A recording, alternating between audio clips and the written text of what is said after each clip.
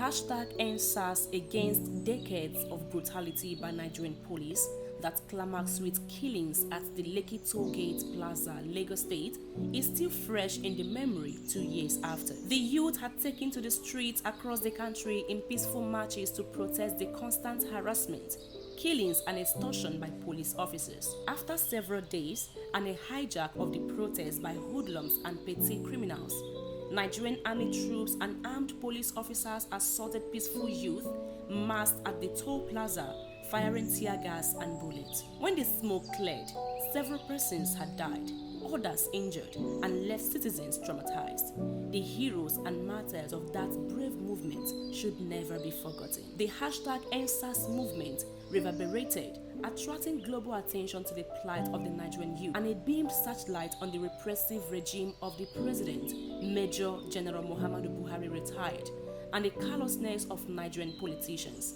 With Lagos as its epicenter, protests spread to many cities across the country. The trauma has not ended. Precise figures of the casualties in the protests and cataclysmic denouement in Lekki on October 20, 2020, and the violent riot it provoked are disputed. But several persons died. Civilians were mouthed down in Lekki and other places. Police also suffered casualties as criminals capitalizing on national and global outrage attacked police stations, prisons, public and private buildings, and murdered police officers. Spirited attempts have been made by the Buhari regime and the ruling party to criminalize the youth and the protests, play down the casualties, and cover up the brutal official response.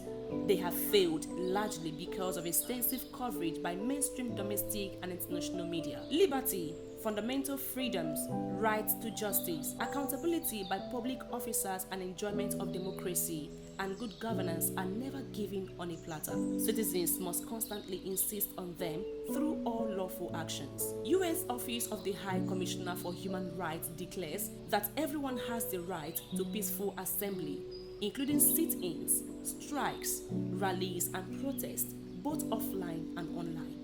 The Open Society Foundations and NGOs says protests are catalysts for social change and are essential for citizen participation in pluralistic democracy. Unfortunately, Buhari and regime operatives are unfamiliar with the details of democracy. Their response to protests has been repressive and a strong aversion to the mass media.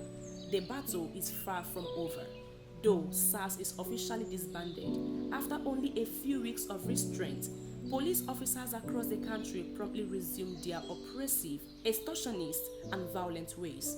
Sulking at the protests, some police officers have become even more vicious. In fairness, often those exposed and reported to the authorities are disciplined and some dismissed.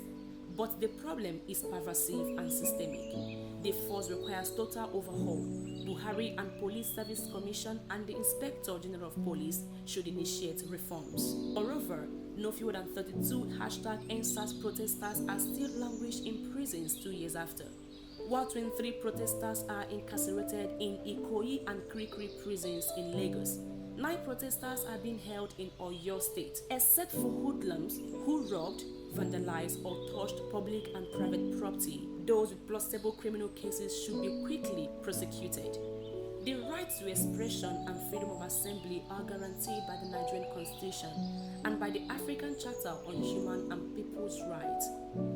Similarly, Police Establishment Act 2020 charges the police to provide security for the public rallies and meetings.